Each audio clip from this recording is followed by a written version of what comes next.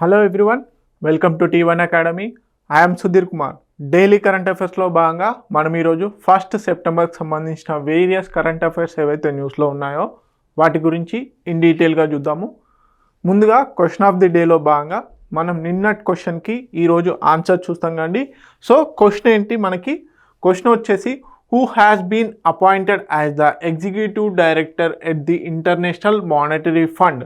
International monetary ఫండ్లో executive డైరెక్టర్గా కింద ఇచ్చిన వాళ్ళలో ఎవరు అపాయింట్ అయ్యారు అని అడుగుతున్నాడు.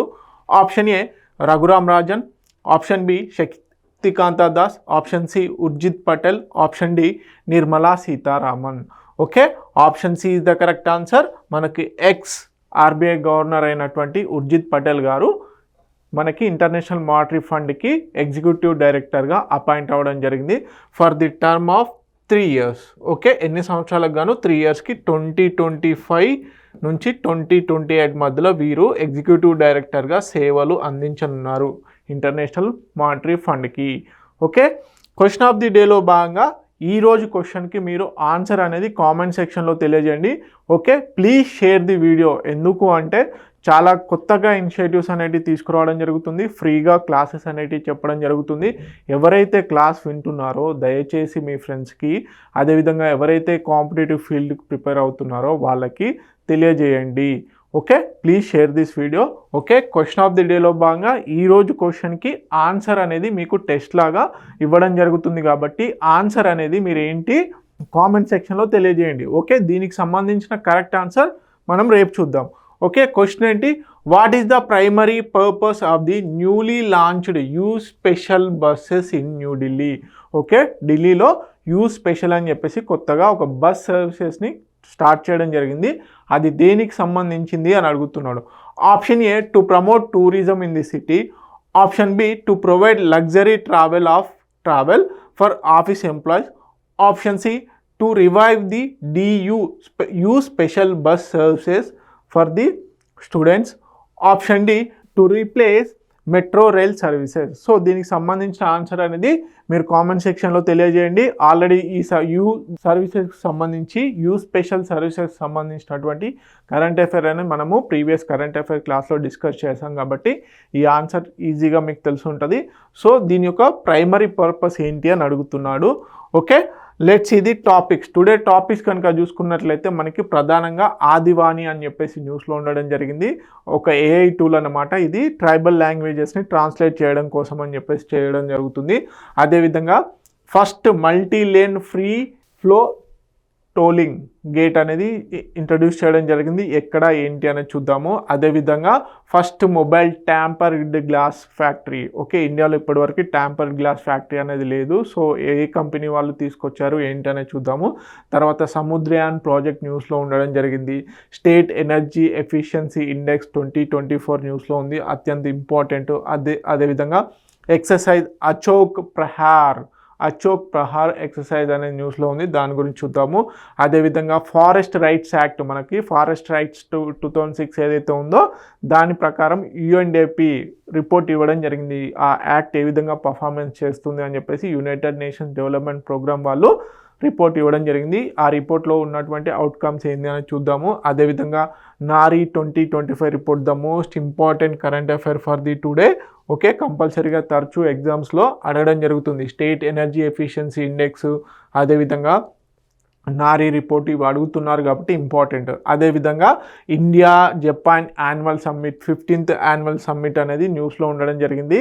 సో దాని గురించి చూద్దాము. అదేవిధంగా అజయ్ బాబు గారు కామన్వెల్త్ వెయిట్ లిఫ్టింగ్ గేమ్స్లో గోల్డ్ మెడల్ అనేది గెలుచుకోవడం జరిగింది.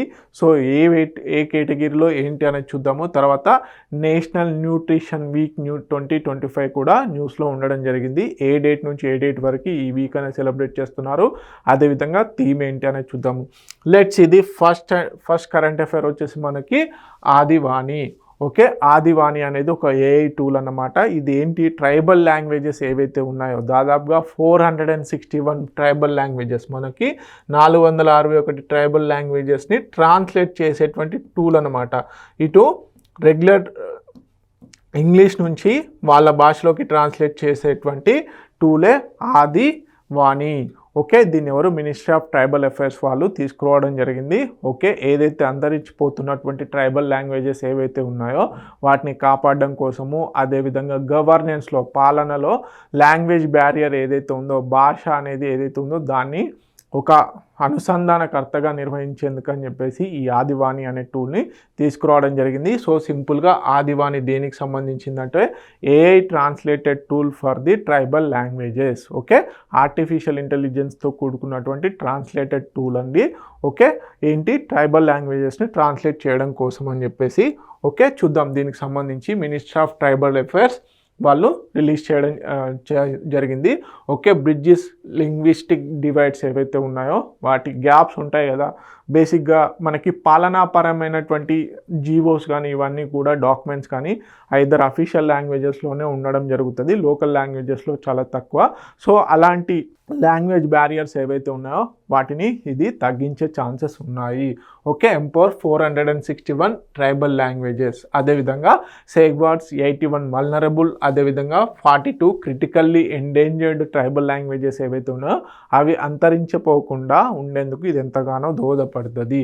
ఓకే, మరి ఈ టెక్నాలజీని ఎవరు డెవలప్ చేశారు అంటే IIT Delhi, bits Pilani, IIT Hyderabad, IIT నవ రాయ్పూర్, అదేవిధంగా ట్రైస్. ఓకే, వీళ్ళు ఈ టూల్ని డెవలప్ చేయడం జరిగింది. మరి దీంట్లో ఏమేమి వాడారు, టెక్నాలజీ ఏం వాడారు అంటే ఇండిక్ ట్రాన్స్ 2 అని, national language multi language building models ఏవైతే ఉన్నాయో వాటిని వాడడం జరిగింది. సో మరి ఈ టూల్ దేనిగా పనిచేస్తుంది అంటే టెక్స్ట్ అండ్ స్పీచ్ ట్రాన్స్లేషన్ చేయడం జరుగుతుంది. టెక్స్ట్ ఇస్తే ట్రాన్స్లేషన్ చేస్తుంది, అదేవిధంగా స్పీచ్ ఇచ్చినా ట్రాన్స్లేషన్ చేస్తుంది. ఆప్టిమల్ కంటెంట్ రికగ్నేషన్ కూడా చేయడం జరుగుతుంది, టెక్స్ట్ టు స్పీచ్ని కూడా చేయడం జరుగుతుంది. బైలింగ్వల్ డైరెక్షన్ డిక్షనరీస్ అనేవి ఇవ్వడం జరుగుతుంది. కల్చరల్ రిపోజిటరీస్ ఎవరైతే ఉన్నాయో వాటిని కూడా ఇవ్వడం జరుగుతుంది. ద మోస్ట్ ఇంపార్టెంట్ థింగ్ ఏంటంటే ఆప్టిమల్ కంటెంట్ రికగ్నేషన్, అదేవిధంగా టెక్స్ట్ నుంచి స్పీచ్కి కూడా కన్వర్ట్ చేయగలదు. ఓకే, సో మరి దీంట్లో భాగంగా ప్రధానంగా ఏ లాంగ్వేజెస్ కనుక చూసుకున్నట్లయితే సంతాలి, ఒడిస్సా, బిల్ మధ్యప్రదేశ్, ముండారి, అదేవిధంగా గోండి భాషలు ఏవైతే ఉన్నాయో వాటిపైన ఫస్ట్ ఇవ్వడం జరిగింది. తర్వాత కుయి, గారో అండర్ డెవలప్మెంట్లో ఉండడం జరిగింది. ఓకే, మరి ఇంపాక్ట్ ఏరియాస్ ఏ విధంగా ఉన్నాయి అనుకుంటే ఎడ్యుకేషన్ అండ్ డిజిటల్ లిటరసీని పెంచడం జరుగుతుంది, హెల్త్ కేర్ కమ్యూనికేషన్ పెంచడం జరుగుతుంది. The most important for this. So బేసిక్గా ఏదైతే ట్రైబల్ లాంగ్వేజెస్ కమ్యూనికేషన్ అనేది చాలా హార్డ్ అనమాట. రెగ్యులర్ డాక్టర్స్ ట్రైబల్ పీపుల్కి కన్వే చేయాలి అంటే కమ్యూనికేషన్ బ్యారియర్ చాలా ఇబ్బంది అవుతుంది. సో అది అరికట్టవచ్చు by using Adivani. Okay, access to government schemes and civil inclusion, reservation for folklore and oral ట్రెడిషన్స్కి కూడా ఇది ప్రిజర్వేషన్గా ఉండడం జరుగుతుంది. సో సిగ్నిఫికెన్స్ ఏంటి, promote cultural equity and inclusion, alliance with digital data, Ek Bharat శ్రేష్ఠ భారత్, ఇవన్నీ కూడా ఇంక్లూజివ్గా ఇండియన్ కల్చర్ని ముందుకు తీసుకెళ్ళగలదు. సో ప్రధానంగా ట్రైబల్ లాంగ్వేజెస్కి ఉన్నటువంటి బ్యారియర్ ఏదైతే ఉందో దాన్ని తగ్గిస్తుంది. ఓకే, తెలుగు మీడియం అభ్యర్థులు ఎవరైతే ఉన్నారో please note it down. Important points, చాలా ఇంపార్టెంట్ పాయింట్స్ ఉన్నాయి, నోట్ ఇట్ చేసుకోండి. ఓకే, నెక్స్ట్ కరెంట్ అఫైర్ వచ్చేసి ఇండియా లాంచ్ చేసే first lane free flow tolling. So toll gates దగ్గర బేసిక్గా ఇప్పుడు ఫాస్టాగ్ ఉండడము ఇవన్నీ ఉన్నాయి కదా, స్టిల్ ఫాస్టాగ్ ఉన్నప్పటికి కూడా బేసిక్గా ఏమవుతుంది, గేట్స్ అనేటివి ఆపరేట్ చేస్తూ ఉంటారు.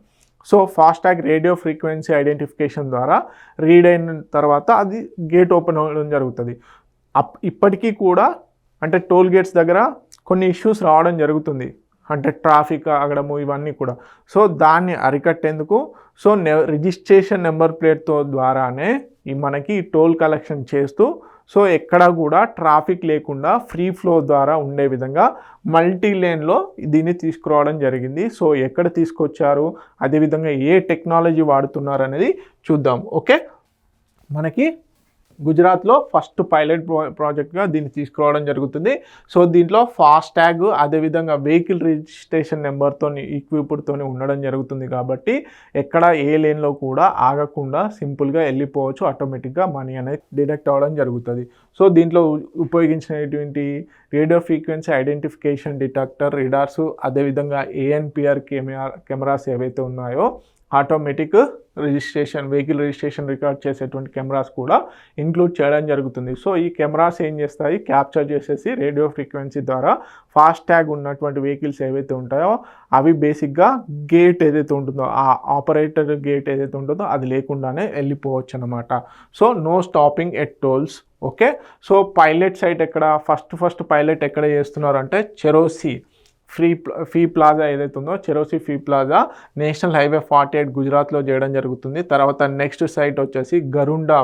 ఓకే, గరుండా ఫీ ప్లాజా ఏదైతే ఉందో నేషనల్ హైవే 44 హర్యానాలో. తర్వాత ఎక్స్పాన్షన్ ప్లాన్ వచ్చేసి 25 ఫీ ప్లాజాస్కి 2025-26 కల్లా ఎక్స్పాన్షన్ చేయనున్నారు. సో దీనివల్ల ఏంది, బేసిక్గా ట్రాఫిక్ కంజెషన్ తగ్గడం ఒకటి, అదేవిధంగా వెయిటింగ్ ఏదైతే ఉంటుందో టైం అనేది రెడ్యూస్ చేయడం జరుగుతుంది.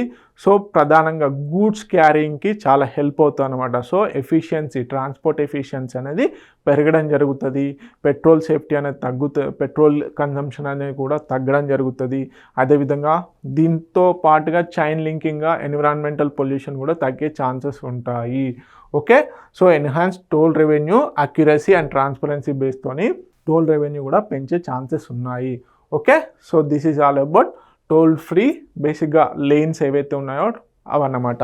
ఓకే, తెలుగు మీడియం అభ్యర్థులు ఎవరైతే ఉన్నారో please note it down. Okay, next current affair కనుక చూసుకున్నట్లయితే మనకి ఇండియాలోనే మొట్టమొదటి ట్యాంపర్డ్ గ్లాస్ ఫ్యాక్టరీ, మొబైల్స్కి సంబంధించి మనము ఏదైతే స్క్రీన్ గార్డ్ లాగా వాడతామో, స్క్రీన్ ఇప్పుడంతా ఎల్సిడి స్క్రీన్స్ వస్తున్నాయి కదా మొబైల్ స్మార్ట్ ఫోన్స్ అనేవి. సో వాటిపైన ఉపయోగించేటువంటి ట్యాంపర్ గ్లాస్ మన ఇండియాలో ఇప్పటివరకు మ్యానుఫ్యాక్చర్ కాలేదు. సో మొత్తం చైనా ఈ కంట్రీస్ నుంచి ఇంపోర్ట్ చేసుకుంటున్నాము. సో ఇప్పుడు ఏంటి, ఇండియాలోనే మొట్టమొదటి ట్యాంపర్డ్ గ్లాస్తో కూడుకున్నటువంటి ఫ్యాక్టరీని అంటే మ్యానుఫ్యాక్చరింగ్ కంపెనీని స్టార్ట్ చేయడం జరిగింది. సో ఇది కూడా అడిగే ఛాన్సెస్ ఉంది, ఎక్కడ వస్తుంది ఏంటి అనేది. గుజరాత్లో వస్తుంది. ఓకే, ఎవరు ఇనాగ్రేట్ చేశారు, యూనియన్ మినిస్టర్ అశ్విని వైష్ణవ్ గారు ఇనాగ్రేట్ చేయడం జరిగింది. సో ఆప్టిమస్ ఎలక్ట్రానిక్స్, అదేవిధంగా కార్నింగ్ ఇంక్ ఏదైతే ఉందో, ఆప్టిమస్ ఎలక్ట్రానిక్, కార్నింగ్ ఇంక్ యూఎస్ఏకి సంబంధించినటువంటి వాళ్ళు. సో వీళ్ళు ఏంటంటే ఇద్దరు సంయుక్తంగా ఇంజనీర్డ్ బై కార్నింగ్ అని చెప్పేసి బేసిక్గా ఒక కొత్త కంపెనీని ఏర్పాటు చేయడం జరిగింది ఫర్ ట్యాంపర్డ్ గ్లాస్. సో ఇది దేశంలోనే మొట్టమొదటి mobile tampered glass manufacturing company అనమాట. ఇప్పటివరకు ఏవైతే మనం మొబైల్స్కి వేసుకుంటున్నామో అవన్నీ కూడా చైనా నుంచి ఇంపోర్ట్ చేసుకుంటున్నటువంటి. Okay, first domestic tampered glass manufacturing facility supports Atmanirbhar Bharat and అదేవిధంగా మేక్ ఇన్ ఇండియాకు ఎంతగానో ఉపయోగపడుతుంది. Reduce import dependency, boost electronic self reliance. Okay, so India's electronics output ఎంత, 11.5 lakh crore ఉండడం జరిగింది. ఓకే, ఎక్స్పోర్ట్స్ వచ్చేసి 3 lakh crore వరకు ఉండడం జరిగింది. ఫేజ్ 1లో భాగంగా 70 crores వరకు ఇన్వెస్ట్మెంట్ చేయడం జరుగుతుంది. Okay, 25 units per year. Okay, 25 million units per year అనేది ప్రొడక్షన్ చేయడం జరుగుతుంది దీని ద్వారా. ఓకే, 600 jobs అనేవి కలుగుతాయి. అదేవిధంగా నెక్స్ట్ ఫేజ్లో వచ్చేసి 800 crores ఇన్వెస్ట్మెంట్ చేయడం జరుగుతుంది. దీంట్లో 200 million units అనేటివి పర్ ఇయర్ ప్రొడక్షన్ జరుగుతుంది. సో దీని ద్వారా వచ్చేసి 4500 జాబ్స్ అనేవి క్రియేట్ అవుతాయి. సో ప్రధానంగా కంపెనీ పేరు important. Okay, this is all about tampered glass indigenous manufacturing company. Telugu medium అభ్యర్థులు ఎవరైతే ఉన్నారో please note it down. Next current affair కనుక చూసుకున్నట్లయితే మనకి సముద్రయాన్ ప్రాజెక్ట్. సో రీసెంట్గా మనం చూసాము డైవింగ్ ఏదైతే మనకి ఆక్వానాట్స్. సో బేసిక్గా ఆస్ట్రోనాట్స్ అనేవాళ్ళు స్పేస్లో ఎక్స్ప్లోరేషన్ చేస్తే ఆక్వానాట్స్ ఎవరైతే ఉన్నారో వాళ్ళు సముద్ర అడుగు భాగాన బేసిక్గా వెళ్ళి రీసెర్చ్ చేయడం జరుగుతుంది. పాలీమెటాలిక్ నోడ్స్ ఏవైతే ఉంటాయో, పాలీమెటాలిక్ నోడుల్స్ ఏవైతే ఉంటాయో వాటిపైన. సో సముద్ర అడుగు భాగాన రీసెర్చ్ చేసే వాళ్ళని ఆక్వానాట్స్ అంటారు. సో బేసిక్గా నార్వే మనకి ఫ్రాన్స్ సహాయార్థంతో బేసిక్గా ఒక డీప్ డైవ్ అనేది చేయడం జరిగింది ఆర్కిటిక్ రీజియన్లో. ఆర్కిటిక్ దగ్గర 5000 meters డీప్ అనేది బేసిక్గా డెప్త్లోకి వెళ్ళడం జరిగింది. ఇండియాకి సంబంధించినటువంటి ఇద్దరు ఆస్ట్రోనాట్స్ గతంలో 4800 వరకు వెళ్ళడం జరిగింది. సో ఇది ఏదైతే రాబోయే కాలంలో మచ్చా 6000 ప్రాజెక్ట్ ఏదైతే ఉందో దానికి ఒక రకంగా బూస్టింగ్ లాగా పనిచేయడం జరుగుతుంది. Okay, India's deep ocean mission ఏదైతే ఉందో ఎక్స్ప్లోరేషన్, మనకి offshore exploration, deep sea exploration చాలా ఇంపార్టెంట్ ఇండియాస్ డీప్ ఓషన్ మిషన్లో. ఎందుకు, బేసిక్గా క్రిటికల్ ఎర్త్ మినరల్స్ ఏవైతే ఉంటాయో అవి క్రూడ్ ఆయిల్ పాయింట్ ఆఫ్ వ్యూలో రీసెర్చ్కి ఈ ఇండియాస్ డీప్ ఓషన్ మిషన్ ఎంతగానో ఉపయోగపడుతుంది. దాంట్లో భాగంగానే ఇస్రో వాళ్ళు మత్స్య 6000 అనేది కూడా బిల్డ్ చేయడం జరుగుతుంది. సో ఈ మత్స్య 6000 ఏదైతే ఉందో దాన్ని ఉపయోగించుకొని సముద్ర అడుగు భాగాన 6000 మీటర్లకు వెళ్ళబోతున్నారు ఇండియన్ ఆక్వానాట్స్. ఓకే, సో ఇప్పుడు ఇండియన్ ఆస్ట్రోనాట్స్ ఈ సముద్రయాన్ మిషన్ ప్రాజెక్టు ద్వారా 5000 మీటర్స్ వరకు ఆర్కిటిక్ ఓషన్ ఏదైతే ఉందో అక్కడ వెళ్ళడం జరిగింది. ఓకే, దానికి సంబంధించిన డీటెయిల్స్ చూద్దాం. Under deep ocean mission okay 2021లో సముద్రయాన్ ప్రాజెక్ట్ అనేది లాంచ్ చేయడం జరిగింది. దీంట్లో భాగంగానే ఇండియన్ ఆక్వానాట్స్ వచ్చేసి ఫ్రెంచ్ సబ్మరైన్ ఏదైతే ఉందో ఫ్రెంచ్ సబ్మరైన్ నాటిల్ ద్వారా బేసిక్గా 5000 మీటర్స్ కిందికి డైవ్ చేయడం జరిగింది. Okay, part of the deep ocean mission. Okay, outlay వచ్చేసి 4077 crores ఫర్ 5 years ప్రాజెక్ట్లో భాగంగా దీన్ని చేయడం జరిగింది. సో బేసిక్గా 6000 మీటర్స్ డెప్త్కి ఇది మనం చేయాలనుకుంటున్నటువంటి మత్స్య 6000 ఏదైతే ఉందో దానికి ఒక రకంగా బూస్టింగ్ లాగా ఉండడం జరుగుతుంది. సో బేసిక్గా సబ్మర్సిబుల్ రోబోటిక్ మైనింగ్ టూల్స్ పైన ఈ డీప్ సీ టెక్నాలజీ అనేది ఉపయోగపడుతుంది. ఓకే, అదేవిధంగా పాలీమెటాలిక్ నోడిల్స్ ఏవైతే ఉన్నాయో మనకు ఆల్రెడీ ఇంటర్నేషనల్ సీబెడ్ అథారిటీ ఏదైతే ఉందో అది 2 lakh square kilometers వరకు 2 lakh square kilometers ఏదైతే ఏరియా ఉందో అది ఇండియన్ ఓషన్లో ఉన్నటువంటి ఏరియాను పాలీమెటాలిక్ నోడిల్స్ ఏవైతే ఉన్నాయో వాటి కోసము ఇండియాకి పర్మిషన్ ఇవ్వడం జరిగింది. సో ఆ ఇచ్చినటువంటి పర్మిషన్ యూజ్ చేసుకోవాలి కాబట్టి ఇప్పుడు మత్స్య 6000 మిషన్ అదేవిధంగా డీప్ ఓషన్ మిషన్స్ ద్వారా దాన్ని అచీవ్ చేయాలనుకుంటున్నారు. సో బేసిక్గా ఈ polymetallic noodles manganese, cobalt, nickel, rare earth elements ఏవైతే ఉంటాయో వాటిలో హెల్ప్ అవుతాయి. బేసిక్గా ఇవి ఇప్పుడు ఏదైతే లిథియం అయాన్ బ్యాటరీస్ ఏవైతే ఉన్నాయో వాటికి కూడా ఎంతగానో ఉపయోగపడుతుంది అన్నమాట. సో ఓషన్ క్లైమేట్ మోడల్స్ని అండర్స్టాండ్ చేసుకోవడానికి ఎంతగానో ఉపయోగపడుతుంది. అదేవిధంగా బ్లూ ఎకానమీ, బయోడైవర్సిటీ కన్జర్వేషన్ కూడా ఈ ప్రాజెక్ట్స్ ఎంతగానో ఉపయోగపడతాయి. సో సింపుల్గా డీప్ ఓషన్ మిషన్లో ఇప్పటివరకు మన ఇండియన్ ఆక్వానాట్స్ ఎంతవరకు వెళ్ళారు అంటే 5000 మీటర్స్ వరకు వెళ్ళడం జరిగింది. సో త్రూ ఫ్రెంచ్ సబ్మర్సిబుల్ నాటిల్ ద్వారా. ఓకే, తెలుగు మీడియం అభ్యర్థులు ఎవరైతే ఉన్నారో ప్లీజ్ నోట్ ఇట్ డౌన్.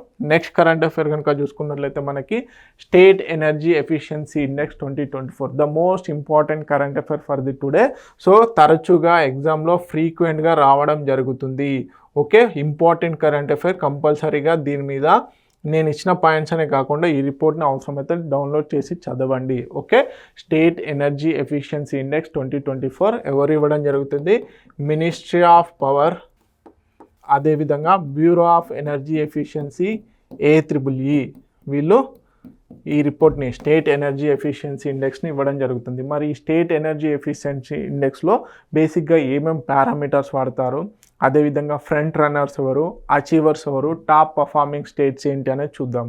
అదేవిధంగా ఈ ఇండెక్స్లో ప్రధానంగా ఈ ఇండెక్స్ ఇవ్వడానికి గల కారణం ఏంటంటే రాష్ట్రాల మధ్యలో పవర్ ఏదైతే ప్రొడ్యూస్ అవుతుందో, ఎలక్ట్రిసిటీ ప్రొడ్యూస్ అవుతుందో దాన్ని ఎంత ఎఫిషియెంట్గా యూజ్ చేసుకుంటున్నారు, అదేవిధంగా ఎంత ఎఫిషియెంట్గా సప్లై చేస్తున్నారు అనే దాని మీద బేస్ చేసుకొని ఇన్ఫ్రాస్ట్రక్చర్ పాయింట్ ఆఫ్ వ్యూలో, అదేవిధంగా సస్టైనబిలిటీ పాయింట్ ఆఫ్ వ్యూలో కార్బన్ రిడక్షన్ ఏదైతే జరుగుతుందో ఆ కార్బన్ రిడక్షన్ ఎంతవరకు పూనుకుంటున్నారు అనే దాన్ని బేస్ చేసుకొని స్టేట్ ఎనర్జీ ఎఫిషియన్సీ ఇండెక్స్ ఇవ్వడం జరుగుతుంది. రిలీజ్ చేస్తున్న వారు ఎవరు అంటే bureau of energy efficiency AEEE. ఇవి రెండు కూడా మనకి మినిస్ట్రీ ఆఫ్ పవర్ కింద ఉండడం జరుగుతుంది. Okay, so ministry of power, bureau of energy efficiency AEEE వాళ్ళు. ఓకే, మొత్తం 36 స్టేట్స్ అండ్ యూనియన్ టెరిటరీస్ని ఎవాల్యుయేట్ చేసి ఇవ్వడం జరిగింది. 66 ఇండికేటర్స్, గుర్తుపెట్టుకోండి ఎన్ని ఇండికేటర్స్, 66 ఇండికేటర్స్ 7 సెక్టార్స్ని కవర్ చేయడం జరుగుతుంది. 7 సెక్టార్స్లో 66 ఇండికేటర్స్లో ఇవ్వడం జరుగుతుంది. ఇది ఇంపార్టెంట్. ఓకే, సో మరి 7 సెక్టార్స్ ఏంటంటే బిల్డింగ్స్, ఇన్ఫ్రాస్ట్రక్చర్ పాయింట్ ఆఫ్ వ్యూలో buildings, industry, transport, discoms, agriculture, municipal services, cross sector initiatives ఏవైతే ఉన్నాయో వాటిని బేస్ చేసుకొని ఈ ఎనర్జీ ఎఫిషియన్సీ ఇండెక్స్ అనేది ఇవ్వడం జరిగింది. ఓకే, సో ఈ ఎనర్జీ ఎఫిషియన్సీ ఇండెక్స్ వల్ల 2070 కల్లా మనం నెట్ జీరో ఎమిషన్స్ చేరుకోవాలనుకుంటున్నాము. అదేవిధంగా ఎమిషన్ ఇంటెన్సిటీ బేసిక్గా మనకి కార్బన్ ఉద్గారాలు ఏవైతే ఉంటాయో వాటి ఎమిషన్ ఏదైతే ఉందో దాన్ని తగ్గించడం ఏదైతే ఉందో దానికోసం 45% అనేది చేరాలి ఎప్పటివరకు 2030 కల్లా అని చెప్పేసి వీటిపైన పనిచేయడం కోసం అని చెప్పేసి స్టేట్ ఎనర్జీ ఎఫిషియన్సీ ఇండెక్స్ని ఇవ్వడం జరుగుతుంది. ఓకే, మహారాష్ట్ర వచ్చేసి దీంట్లో టాప్ ర్యాంక్ 1లో ఉండడం జరిగింది. ఫైనాన్షియల్ ఇయర్ 2023-24 కనుక చూసుకున్నట్లయితే మనకి మహారాష్ట్ర వచ్చేసి టాప్లో ఉండడం జరిగింది. Greater than 15 million tons of equivalent ఏదైతే ఉందో అంత ఈ ఎఫిషియన్సీ ద్వారా మనకి ఎనర్జీ ఎఫిషియన్సీ ద్వారా అంత ఎమిషన్స్ని తక్కువ చేయగలిగింది. ఓకే, తర్వాత ఆంధ్రప్రదేశ్ గ్రూప్ 2లో, ఇది గ్రూప్ 1 కేటగిరీలో వచ్చేసి మహారాష్ట్ర టాప్లో ఉండడం జరిగింది. తర్వాత ఆంధ్రప్రదేశ్ గ్రూప్ 2లో ఫస్ట్ పొజిషన్లో ఉండడం జరిగింది. 5 to 15 మెగావాట్స్ టన్స్ ఈక్వాలెంట్ ఏదైతే కార్బన్ ఉద్గారాలు ఎమిషన్స్ ఏవైతే ఉన్నాయో వాటిని తగ్గించగలిగింది. ఓకే, అదేవిధంగా అస్సాం వచ్చేసి గ్రూప్ 3 లీడర్లో ఉండడం జరిగింది. త్రిపుర వచ్చేసి గ్రూప్ 4లో లీడర్లో ఉండడం జరిగింది. మనకి ఫ్రంట్ రన్నర్స్ వచ్చేసి 5 స్టేట్స్, ఫ్రంట్ రన్నర్లో 5 స్టేట్స్ మాత్రమే ఉన్నాయి. ఏపీ, తర్వాత కర్ణాటక, మహారాష్ట్ర, తెలంగాణ, తమిళనాడు. పూర్తిగా సదర్న్ స్టేట్స్ ఏవైతే ఉన్నాయో సదర్న్ స్టేట్స్లలో కేరళ తప్ప దాదాపుగా ఏపీ, కర్ణాటక, మహారాష్ట్ర, తెలంగాణ, తమిళనాడు ఏవైతే ఉన్నాయో ఇవి టాప్ రన్నర్స్గా ఉండడం జరిగింది, ఫ్రంట్ రన్నర్స్గా. అదేవిధంగా అచీవర్స్ కనుక చూసుకున్నట్లయితే మనకి అస్సాం, కేరళ కంటెండర్స్ కింద చూసుకున్నట్లయితే అస్సాం, కేరళ అచీవర్స్ కింద ఉండడం జరిగింది. కంటెండర్స్ కింద హర్యానా, పంజాబ్, రాజస్థాన్, ఒడిశా, యూపీ ఉండడం జరిగింది. సెక్టోరల్ ప్రోగ్రెస్ కనుక చూసుకున్నట్లయితే మొత్తం 24 states notified ECBC 2017, 31 states adopted electronic vehicles policies. అదేవిధంగా 14 mandate charging infrastructure in buildings. 14 states charging infrastructure అనేది మ్యాండేటరీ చేయడం జరిగింది ఎక్కడ ఎలక్ట్రిక్ వెహికల్స్ కోసం అని చెప్పేసి. 13 స్టేట్స్ ప్రమోటెడ్ సోలార్ అగ్రికల్చర్ పంప్స్ని ప్రమోట్ చేయడం జరుగుతుంది. Okay, all states prepared energy efficiency action ప్లాన్స్ను అన్ని స్టేట్స్ కూడా చేయడం జరిగింది. Okay, 31 states setup energy transition committees led by the chief secretaries. అంటే 31 స్టేట్స్ అండ్ యూనియన్ టెరిటరీస్ ఏవైతే ఉన్నాయో అవన్నీ కూడా ఎనర్జీ ట్రాన్సిషన్ కమిటీస్ని అపాయింట్ చేయడం జరిగింది. సో పాలసీ ఇన్నోవేషన్లో ఎస్కో మోడల్స్ అని, స్టార్ రేటెడ్ బిల్డింగ్స్ అని, అదేవిధంగా ఎంఎస్ఎంఈ క్లస్టర్ ప్రొఫైలింగ్ అని, ప్యాట్ కమిటీస్ అని, పర్ఫార్మ్ అచీవ్ ట్రేడ్ అని చెప్పేసి వీటిని కూడా చేయడం జరుగుతుంది. సో అదేవిధంగా డిస్కమ్స్ డిఎస్ఎం మెజర్స్ కూడా చేయడం జరుగుతుంది. ఓకే, అదేవిధంగా సిగ్నిఫికెన్స్ కనుక చూసుకున్నట్లయితే మనకి సిగ్నిఫికెన్స్ ఏంటి, state level energy transition, enhance climate action and energy security, energy ఎఫిషియన్సీగా కోర్ పిల్లర్ ఏంటి, సస్టైనబుల్ డెవలప్మెంట్. ఓకే, వీటి ద్వారా ఎనర్జీ ఎఫిషియన్సీ ఇండెక్స్ 2024 రిలీజ్ చేయడం జరిగింది. సో టాప్ రన్నర్స్ ఎవరు, ఓకే, ఫ్రంట్ రన్నర్స్ ఎవరు, అదేవిధంగా అచీవర్స్ ఎవరు, కంటెండర్స్ ఎవరు అనేది ఇంపార్టెంట్. ఓవరాల్గా టాప్ పర్ఫార్మింగ్ స్టేట్స్ ఏంటి అనేది కూడా ఇంపార్టెంట్. గ్రూప్ 1లో ఎవరు, గ్రూప్ 2లో ఎవరు, గ్రూప్ 3లో ఎవరు, గ్రూప్ 4లో ఎవరు అనేది కూడా ఇంపార్టెంట్. ఓకే, తెలుగు మీడియం అభ్యర్థులు ఎవరైతే ఉన్నారో please note it down. Next current affair కనుక చూసుకున్నట్లయితే మనకి ఎక్సర్సైజ్ అచోక్ ప్రహార్ 2025 ఇండియన్ ఆర్మీ అదేవిధంగా ఇండియన్ టిబెట్ బార్డర్ పోలీస్ ఏదైతే ఉందో వీటి మధ్యలో బేసిక్గా ఎక్సర్సైజ్ అచోక్ ప్రహార్ అనేది నిర్వహించడం జరిగింది. ఓకే, ఎక్కడ, అరుణాచల్ ప్రదేశ్లో. Okay, Indian army spear corps ఏదైతే ఉందో ఆ స్పియర్ కార్ప్స్ అదేవిధంగా ఇండో టిబెట్ బార్డర్ పోలీస్ ఏదైతే ఉందో వీటి మధ్యలో ఎక్సర్సైజ్ అనేది నిర్వహించడం జరిగింది. So joint fire power drill in central Arunachal Pradesh. So బేసిక్గా ఈ టెస్ట్ కాంబాట్ రెడీనెస్ యుద్ధం వస్తే ఏ విధంగా చేయాలన్న రెడీనెస్లో, అదేవిధంగా ఆపరేషనల్ సినర్జీ సిమ్యులేటెడ్ బ్యాటిల్ ఫీల్డ్లో ఏ విధంగా ఉండాలి అని చెప్పేసి ఈ ఎక్సర్సైజ్ అనేది నిర్వహించడం జరిగింది. దీంట్లో భాగంగా మిషన్ గన్స్ని, మోటార్స్ని, రాకెట్స్ని, గ్రానైట్స్ని యూజ్ చేయడం జరిగింది. ఓకే, మనకి ఇండో టిబెటన్ బార్డర్ పోలీస్ గురించి కూడా తెలుసుకోవడం ఇంపార్టెంట్. 1962లో పోస్ట్ సైనో ఇండియా వార్ తర్వాత ఏర్పాటు చేయడం జరిగింది. తర్వాత 2004లో మనకి మినిస్ట్రీ ఆఫ్ హోమ్ అఫేర్స్ కిందకి రావడం జరిగింది. దీని యొక్క మోటో ఖచ్చితంగా అడగడం ఛాన్సెస్ ఉన్నాయి, ఎందుకంటే గతంలో ఇండో టిబెట్ బార్డర్ పోలీస్కి సంబంధించినటువంటి మోటో అడిగాడు. సో శౌర్య, ధృతత, అదేవిధంగా కర్మనిషత. ఓకే, సో మౌంటైన్ వార్ఫేర్కి అదేవిధంగా బార్డర్ సెక్యూరిటీ పాయింట్ ఆఫ్ వ్యూలో ఇండో టిబెటన్ బార్డర్ పోలీస్ వాళ్ళు చాలా ఇంపార్టెంట్. సో చైనాతోనే ఏదైతే 3488 కిలోమీటర్స్ మనకి బార్డర్ ఉందో దాన్ని వీళ్ళే మెయింటైన్ చేయడం జరుగుతుంది. ఓకే, బార్డర్ సెక్యూరిటీ ఫోర్స్ వచ్చేసి ఇటు పాకిస్తాన్ బంగ్లాదేశ్తో ఉన్నటువంటి బార్డర్ని వాళ్ళు సెక్యూర్ చేస్తే, ఇండో టిబెటన్ బార్డర్ పోలీస్ వాళ్ళు మనకి దేన్ని సెక్యూర్ చేస్తున్నారు, ప్రధానంగా వచ్చేసి చైనాతో ఉన్నటువంటి బార్డర్ని. సో ఆపరేషనల్ ఛాలెంజెస్ ఏంటి? Harsh climate, rugged terrain, limited infrastructure, mountain warfare training, acclimatisation, ఇవేవైతే ఉన్నాయో ఇవి ప్రధానంగా ఇండో టిబెటన్ బార్డర్ పోలీస్ వాళ్ళు ఎదుర్కొన్నటువంటి ప్రధానమైనటువంటి ఛాలెంజెస్ అన్నమాట. ఓకే, తెలుగు మీడియం అభ్యర్థులు ఎవరైతే ఉన్నారో please note it down. Next current affair కనుక చూసుకున్నట్లయితే మనకి యుఎన్డిపి వాళ్ళు ఫారెస్ట్ రైట్స్ యాక్ట్ 2006 ఏదైతే ఉందో, ఫారెస్ట్ రైట్స్ యాక్ట్ 2006 ఏదైతే ఉందో దీనిపైన రిపోర్ట్ ఇవ్వడం జరిగింది. ఏ విధంగా పర్ఫార్మెన్స్ చేస్తుంది, అనుకున్న లక్ష్యాన్ని చేరుతుందా లేదా, ఫారెస్ట్ రైట్స్ అంటే ట్రైబల్స్ ఎవరైతే ఉన్నారో ఇండివిజువల్, అదేవిధంగా కమ్యూనిటీ రైట్స్ ఏవైతే ఉన్నాయో అవి కల్పించడం జరిగింది ఫారెస్ట్ రైట్స్ యాక్ట్ ద్వారా. సో ఈ ఫారెస్ట్ రైట్స్ యాక్ట్ అనేది ప్రాపర్గా పనిచేస్తుందా లేదా, ట్రైబల్స్కి, గిరిజనులు ఎవరైతే ఉన్నారో వాళ్ళకి వాళ్ళ యొక్క ల్యాండ్ రైట్స్ కానీ ఇతరత్ర రైట్స్ కానీ వాళ్ళకి అందిస్తుందా లేదా, ఇంకెక్కడెక్కడ ల్యాగింగ్ ఉంది అని చెప్పేసి ఒక డీటెయిల్ రిపోర్టు ఎవరు ఇవ్వడం జరిగింది? యునైటెడ్ నేషన్స్ డెవలప్మెంట్ ప్రోగ్రామ్ ఇవ్వడం జరిగింది. The most important current affair for the today also. Okay, ఎందుకంటే ఇలాంటి స్పెషల్ రిపోర్ట్స్ ఏవైతే ఉంటాయో స్పెషల్ రిపోర్ట్స్ అడగడం జరుగుతుంది, కంపల్సరీగా చూసుకోండి. ఓకే, సో చూద్దాం. Enacted 2006 recognised rights to the STs and forest dwellers ఎవరైతే ఉంటారో, అదర్ ఫారెస్ట్ డ్వెల్లర్స్ ఎవరైతే ఉంటారో వాళ్ళకి సంబంధించినటువంటి ఫారెస్ట్ రైట్స్ని ఇవ్వడం జరిగిందనమాట. సో మరి బ్యాక్గ్రౌండ్ ఏంటి? Forest rights act recognises individual and community rights అనేవి ఇవ్వడం జరిగింది. సో దీంట్లో భాగంగా టైటిల్స్ అనేవి డిస్ట్రిబ్యూట్ చేయడం జరిగింది. 2.32 crores ఎకర్స్ ఆఫ్ ల్యాండ్ అనేది ఎంతమందికి? 1.88 crore అండర్ కమ్యూనిటీ రైట్స్ కింద ఇవ్వడం జరిగింది. సో మొత్తంగా 2.32 acres అనేటివి బేసిక్గా ట్రైబల్స్కి ఇవ్వడం జరిగింది.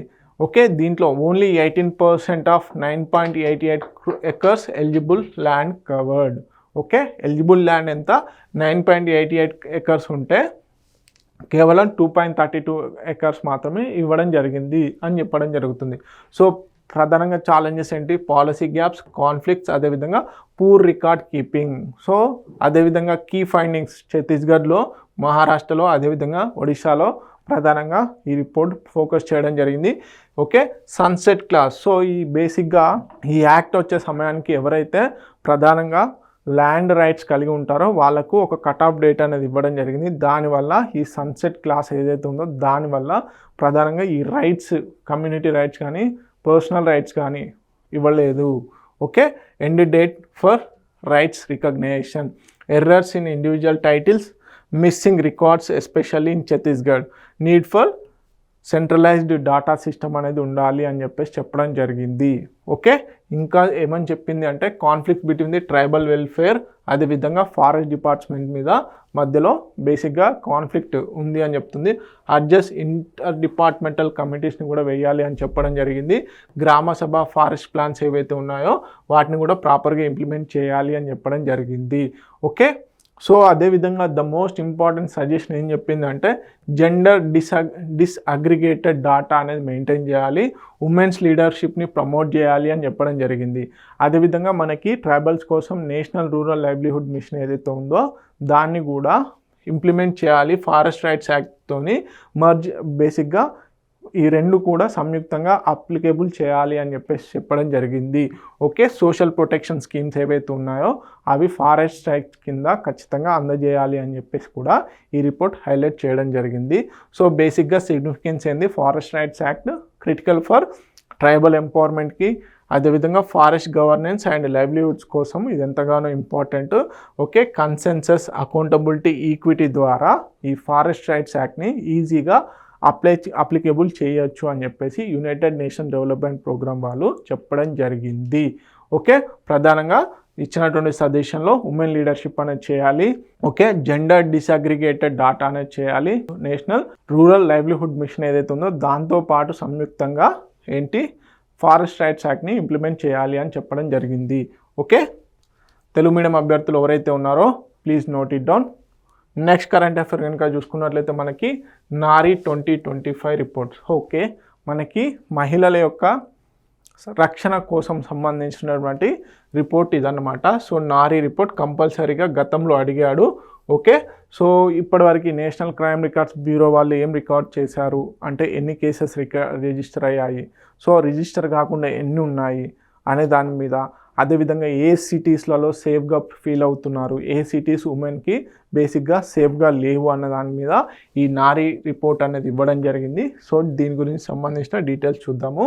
Okay, national annual report and index on women safety. Okay, national annual report and index on women's safety. So దీంట్లో మొత్తం 31 సిటీస్లో సర్వే చేయడం జరిగింది. దీంట్లో వచ్చేసి 12,770 ఉమెన్ ఎవరైతే ఉన్నారో వాళ్ళు ఈ సర్వేలో పార్టిసిపేట్ చేయడం జరిగింది. సో క్యాప్చర్ అన్రిపోర్టెడ్ హరాస్మెంట్స్, అదేవిధంగా perceptions on safety beyond national crimes record bureau data. So మనకి national crime records bureau data వాళ్ళు బేసిక్గా ఎవ్రీ ఇయర్ రిపోర్ట్ అనేది రిలీజ్ చేస్తారు. మహిళల పైన ఎలాంటి దాడులు జరుగుతున్నాయి, ఏ స్టేట్స్లలో ఎక్కువగా ఉంది ఏంటి అనే డాటా అనేది ఇవ్వడం జరుగుతుంది. కాకపోతే మనకి నారీ రిపోర్ట్ ఎస్పెషల్గా అన్రిపోర్టెడ్ హరాస్మెంట్ ఏదైతే ఉందో, అదేవిధంగా perception of safety point of వ్యూలో ఈ రిపోర్ట్ అనేది ఇవ్వడం జరిగింది. So 40% of the women feel unsafe in urbans areas. Okay, పట్టణాల్లో నివసిస్తున్నటువంటి మహిళలు 100లో 40 మంది అన్సేఫ్గానే ఫీల్ అవ్వడం జరుగుతుంది. Okay, 7% of the faced harassment higher than the national crime records bureau figures. Okay, national crime records bureau reports ఏం చెప్తున్నాయంటే దానికంటే ఎక్కువగా ఈ నారీ రిపోర్ట్లో రికార్డ్ అవ్వడం జరిగింది. హరాస్మెంట్ 7% ఎక్కువగా ఉంది అని చెప్పేసి చెప్పడం జరుగుతుంది. అదేవిధంగా 18 నుంచి 24 ఇయర్స్ మధ్యలో మోస్ట్ వల్నరబుల్గా ఉండడం జరిగింది. ఓకే, ఈ గ్రూపు ఎక్కువగా హరాస్మెంట్కి ఫీల్ అవుతున్నారు, హరాస్మెంట్కి గురవుతున్నారు అని చెప్పేసి చెప్పడం జరుగుతుంది. లీస్ట్ సేఫ్ సిటీస్ అనేవి చాలా important. According to Nari report Kolkata, Delhi, Ranchi, Srinagar, Faridabad ఈ సిటీస్ ఏవైతే ఉన్నాయో ఇవి అన్సేఫ్ సిటీస్గా ఫీల్ అవ్వడం జరుగుతుంది. సేఫ్ సిటీస్గా ఎవరు ఏ సిటీస్ని ఫీల్ అవుతున్నారు అంటే ముంబై, కోహిమా, భువనేశ్వర్, గ్యాంగ్టాక్, ఈటానగర్స్ ఏవైతే ఉన్నాయో ఈ సిటీస్ని సేఫ్గా ఫీల్ అవ్వడం జరుగుతుంది. Only 22% of the incidents reported to authorities. అంటే ఒక 100 హరాస్మెంట్స్ అవుతే దాంట్లో కేవలం 22% మాత్రమే రిపోర్ట్ అవుతుంది అని చెప్పేసి ఈ నారీ రిపోర్ట్ హైలైట్ చేయడం జరిగింది. అదేవిధంగా అన్సేఫ్ సిటీస్ చాలా ఇంపార్టెంట్, అదేవిధంగా saved cities also important. Okay, ప్రధానంగా హరాస్మెంట్స్ ఏంటి? Okay, cat calling, lewd remarks, అదేవిధంగా ఇన్అప్రోప్రియేట్ టచింగ్స్ ఏవైతే ఉన్నాయో వీటి ద్వారా హరాస్మెంట్ అనేది జరుగుతుంది. Poor lighting, unsafe transport, week infrastructure దీనికి కారణం, రీజన్ అని చెప్పేసి ఈ రిపోర్ట్ చెప్పడం జరుగుతుంది. ఓకే, హరాస్మెంట్ పాయింట్ ఆఫ్ వ్యూలో ఏంటంటే poor lighting, unsafe transport, week infrastructure ఏదైతే ఉందో ఇదన్నమాట. అదేవిధంగా వర్క్ ప్లేస్లో వచ్చేసి 53% of the unaware about the posh policy ఏదైతే ఉందో పాష్ పాలసీ గురించి బేసిక్గా 53% ఆఫ్ ది ఉమెన్ తెలియదు అని చెప్పేసి ఈ నారీ రిపోర్ట్ హైలైట్ చేయడం జరిగింది. ఓకే, ప్రధానంగా 40% of the women feel unsafe in urban areas. Okay, this is all about Nari report. Telugu medium అభ్యర్థులు ఎవరైతే ఉన్నారో ప్లీజ్ నోట్ ఇట్ డౌన్, చాలా చాలా important. Okay, next current affair కనుక చూసుకున్నట్లయితే India Japan annual summit. Okay, ప్రధానంగా ఇప్పుడు షాంఘై కోఆపరేషన్ ఆర్గనైజేషన్ సమ్మిట్ ఏదైతే ఉందో షాంఘై కోఆపరేషన్ ఆర్గనైజేషన్ సమ్మిట్లో భాగంగా మోడీ గారు జపాన్ అదేవిధంగా చైనాని విజిట్ చేయబోతున్నారు. మనకి ఎక్కడ నిర్వహిస్తున్నారు షాంఘై కోఆపరేషన్ ఆర్గనైజేషన్ సమ్మిట్ అంటే చైనాలో. సో అదే ప్రాసెస్లో ఫస్ట్ జపాన్ విజిట్ చేయడం జరిగింది. ఎందుకు? 15th India Japan annual summit joint స్టేట్మెంట్లో భాగంగా. ఓకే, దీనికి సంబంధించినటువంటి ఏం స్టేట్మెంట్ చేశారు, ఏమేమి కీలకమైనటువంటి ఒప్పందాలు చేసుకున్నారు అనేది ఇంపార్టెంట్. ఓకే, పిఎం మోడీ అదేవిధంగా ప్రైమ్ మినిస్టర్ ఇషిబా షింగేరు ఎవరైతే ఉన్నారో జపాన్ ప్రైమ్ మినిస్టర్, సో వీరి మధ్యలో కీ టాక్స్ అనేవి జరిగాయి. ఓకే, దీంట్లో special strategic and global partnership ఓరియంటల్లో టాక్స్ అనేవి జరిగాయి. Defence, economy, artificial intelligence, mobility and clean energy ఓరియంటల్లో పలు మెమొరాండమ్ ఆఫ్ అండర్స్టాండింగ్స్ ఒప్పందాలు అనేవి చేసుకోవడం జరిగింది. సో 3 పిల్లర్ కోఆపరేషన్ ఓరియంటల్లో ప్రధానంగా ఈ స్ట్రాటజిక్ టాక్స్ అనేవి జరిగాయి. దాంట్లో ప్రధానంగా డిఫెన్స్ అండ్ సెక్యూరిటీ. సో దీంట్లో వచ్చేసి joint declaration on security cooperation, military exchanges ఏవైతే ఉన్నాయో వీర్ గార్డియన్, అదేవిధంగా తరంగ్ శక్తి, మిలన్ ఏవైతే ఉన్నాయో ఇవి మిలిటరీ ఎక్స్చేంజెస్లో పాల్గొంటాము అని చెప్పడం జరిగింది. Defence technology and maritime security cooperation కూడా చేయనున్నారు. అదేవిధంగా economy and technology point of వ్యూలో, economic and technology point of వ్యూలో కనుక చూసుకున్నట్లయితే India Japan economic security initiative అనేది చేయనున్నారు. ఇండియా జపాన్ ఎకనామిక్ సెక్యూరిటీ అనేది చేయనున్నారు. దీంట్లో సెమీ కండక్టర్స్, టెలికాం, అదేవిధంగా ఫార్మా రంగాల్లో ప్రధానంగా ఒప్పందాలు అనేవి చేసుకోవడం జరిగింది. అదేవిధంగా క్రిటికల్ మినరల్స్ ఏవైతే ఉన్నాయో క్రిటికల్ మినరల్స్ ఓరియంటలో కూడా మెమరాండమ్ ఆఫ్ అండర్స్టాండింగ్ అనేది చేసుకోవడం జరిగింది. అదేవిధంగా 10 ట్రిలియన్ వరకు జపాన్ యేన్ ఏదైతే ఉందో జపనీస్ ఇన్వెస్ట్మెంట్ అనేది ఇండియాలో చేయనున్నారు. అదేవిధంగా కాంప్రహెన్సివ్ ఎకనామిక్ పార్ట్నర్షిప్ అగ్రిమెంట్ అనేది అప్గ్రేడ్ చేయబోనున్నారు. ఓకే, సో అదేవిధంగా నెక్స్ట్ వచ్చేసి పీపుల్ టు పీపుల్, మనకి డిఫెన్స్ అయిపోయింది, ఎకనామిక్ పాయింట్ ఆఫ్ వ్యూలో అయిపోయింది. థర్డ్ పిల్లర్ వచ్చేసి పీపుల్ టు పీపుల్, అదేవిధంగా టాలెంట్ మొబిలిటీలో భాగంగా okay HR human resource exchange action ప్లాన్లో భాగంగా 5 lakhs ఇండియన్స్ని బేసిక్గా ఎక్స్చేంజ్ చేసుకొని ఉన్నారు. 50 lakhs స్కిల్డ్ ఇండియన్స్ ఇన్ 5 yearsలో జపాన్కి తీసుకెళ్ళనున్నారు. Okay, Japan language and skill training అనేది ఇవ్వనున్నారు. అదేవిధంగా న్యూ ఇండియన్ కాన్సులేట్ అనేది ఫుకుఓకా అనే ప్రావిన్స్లో ఏర్పాటు చేయనున్నారు. ఓకే, డిజిటల్ అండ్ ఏఐ కోఆపరేషన్స్లో భాగంగా AI cooperation initiative, research and development, అదేవిధంగా LLMs, okay large language models, startups, data సెంటర్స్ని ఏర్పాటు చేయనున్నారు. డిజిటల్ టాలెంట్ ఎక్స్చేంజ్, అదేవిధంగా ఇండస్ట్రీ అకాడమియా ప్లాట్ఫామ్స్లో భాగంగా కూడా కోలాబరేషన్ అండ్ కోఆపరేషన్ చేయనున్నారు. ఓకే, కొలాబరేషన్ అండ్ కోఆపరేషన్ కూడా చేయనున్నారు. క్లీన్ ఎనర్జీ ఇన్ఫ్రాస్ట్రక్చర్ చాలా ఇంపార్టెంట్. క్లీన్ ఎనర్జీలో జపాన్ చాలా ముందడుగులో ఉంది కాబట్టి ఇన్వెస్ట్మెంట్ అనేది చేయనున్నారు. దీంట్లో భాగంగా టెక్నాలజీ ఎక్స్చేంజ్ కూడా చేయనున్నారు. ఓకే, క్లీన్ హైడ్రోజన్ అమ్మోనియా సంబంధించినటువంటి అగ్రిమెంట్ అనేది జరిగింది. ముంబై అహ్మదాబాద్ బుల్లెట్ ట్రైన్ ఏదైతే ఉందో దాంట్లో భాగంగా షింకన్సెన్ E10 ట్రైన్స్ అనేటివి కూడా ఇవ్వనున్నారు. జాయింట్ క్రెడిటింగ్ మెకానిజంని కూడా చేయనున్నారు. So this is all about 15th annual summit between the India and Japan. These are the main key outcomes from the summit. Okay, Telugu medium అభ్యర్థులు ఎవరైతే ఉన్నారో please note it down. Next current affair కనుక చూసుకున్నట్లయితే మనకి Ajay Babu Valluri wins gold medal at Commonwealth weight lifting గేమ్స్లో. మనకి మీరాబాయి చాను గారు already gold medal గెలవడం జరిగింది. ఇప్పుడు మెన్స్ కేటగిరీలో వల్లూరి అజయ్ బాబు గారు గెలవడం జరిగిందనమాట. సో ఏ కేటగిరీలో అంటే 79 kgs కేటగిరీలో వీరు టోటల్ లిఫ్ట్ వచ్చేసి 335 kgs వరకు లిఫ్ట్ చేయడం జరిగింది. ఇప్పుడు మనం 2026లో నిర్వహించబోయేటువంటి కామన్వెల్త్ గేమ్స్ ఏవైతే ఉన్నాయో గ్లాస్కోలో నిర్వహించేటువంటి కామన్వెల్త్ గేమ్స్కి వీరు ఎన్నిక అవ్వడం జరిగింది. Okay, so Ajay Babu Valluri 335 kgsతో first ప్లేస్లో ఉండడం జరిగింది. మహమ్మద్ ఈరీ మలేషియాకి సంబంధించిన అతను 333 kgs లిఫ్ట్ చేయడం జరిగింది. అడేడాపో అడ్లేకి నైజీరియాకి సంబంధించినటువంటి వ్యక్తి 306 kgs లిఫ్ట్ చేయడం జరిగింది. థర్డ్ ప్లేస్లో ఉండడం జరిగింది. సో ఆల్రెడీ మీరాబాయి చాను గారు 48 kgs ఉమెన్స్ కేటగిరీలో గోల్డ్ మెడల్ అనేది గెలుచుకోవడం జరిగింది. Also qualified for the Commonwealth games. అదేవిధంగా హరిజేందర్ కౌర్ గారు వచ్చేసి బ్రాంజ్ మెడల్ 69 kgs ఉమెన్ కేటగిరీలో. ఇప్పుడు 79 kgs మెన్ కేటగిరీలో గోల్డ్ మెడల్ అజయ్ గారు గెలవడం జరిగింది. ఓకే, తెలుగు మీడియం అభ్యర్థులు ఎవరైతే ఉన్నారో please note it down. Next వచ్చేసి మనకి నేషనల్ న్యూట్రిషన్ వీక్ 2025 ఎప్పటి నుంచి ఎప్పటి వరకు నిర్వహించడం జరుగుతుంది? September 1st నుంచి September 7th మధ్యలో నేషనల్ న్యూట్రిషన్ వీక్ని నిర్వహించడం జరుగుతుంది. దీంట్లో భాగంగా న్యూట్రిషన్స్ యొక్క ఇంపార్టెన్స్ని, అదేవిధంగా డైట్ ప్లాన్ని ఏ విధంగా చేసుకోవాలి అని చెప్పేసి స్కూల్స్లలో, కాలేజెస్లలో, అదేవిధంగా గవర్నమెంట్ ఆఫీసులలో మనకి ఈ నేషనల్ న్యూట్రిషన్ వీక్ని సెలబ్రేట్ చేయనున్నారు. ప్రధానంగా ఆహారం యొక్క ప్రాధాన్యత ఏ విధంగా ఉంది లైఫ్ స్టైల్లో, మనం ఏ విధమైనటువంటి ఆహారాన్ని తీసుకోవాలి, జంక్ ఫుడ్స్ని ఏ విధంగా అవాయిడ్ చేయాలి, ఆరోగ్యకరమైనటువంటి ఫుడ్ని ఏ విధంగా తీసుకోవాలన్న దానిపైన ఈ క్యాంపెయిన్ అనేది నిర్వహించనున్నారు. సో దీంట్లో ప్రధానంగా అవేర్నెస్ అనేది క్రియేట్ చేయనున్నారన్నమాట. ఎస్పెషల్లీ స్కూల్స్ చిల్డ్రన్స్ ఎవరైతే ఉన్నారో వాళ్ళ కోసం. Okay, so eat right for a better life అనే నినాదంతో నేషనల్ న్యూట్రిషన్ వీక్ని సెప్టెంబర్ 1 నుంచి సెప్టెంబర్ 7 మధ్యలో నిర్వహించనున్నారు. Eat right for a better life. Okay, balanced diet, fresh seasonal fruits and vegetables, reduce junk and processed food intake ఏ విధంగా తగ్గించుకోవాలని చెప్పేసి campaigns నిర్వహించున్నారు. Promote mindful eating and portion control, cook nutritions, అదేవిధంగా affordable మీల్స్ని ఏ విధంగా మెయింటైన్ చేయాలి అనే దాని మీద అవేర్నెస్ క్యాంపెయిన్స్ అనేది నిర్వహించనున్నారు.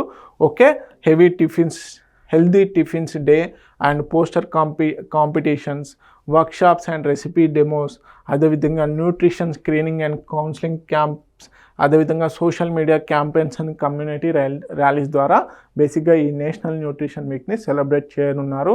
ఓవరాల్గా హెల్దీ డైట్ ఏ విధంగా ప్లాన్ చేయాలి, ఓవరాల్గా హెల్దీ లైఫ్ని ఏ విధంగా లీడ్ చేయాలన్నదే దీని యొక్క ప్రధాన ఉద్దేశం. ఓకే, తెలుగు మీడియం అభ్యర్థులు ఎవరైతే ఉన్నారో please note it down. Next కనుక చూసుకున్నట్లయితే మనకి ఇవ్వండి ఇంపార్టెంట్ కరెంట్ అఫైర్స్. మరిన్ని ఇంపార్టెంట్ కరెంట్ అఫైర్స్ కోసం T1 అకాడమీ యూట్యూబ్ ఛానల్ని ఫాలో అవ్వండి. అదేవిధంగా వివిధ పోటీ పరీక్షలకు సంబంధించినటువంటి అన్ని సబ్జెక్ట్స్ని మేము ఫ్రీగా మా యూట్యూబ్ ఛానల్లో ప్రొవైడ్ చేయడం జరుగుతుంది. Please subscribe to T1 academy. Thank you so much.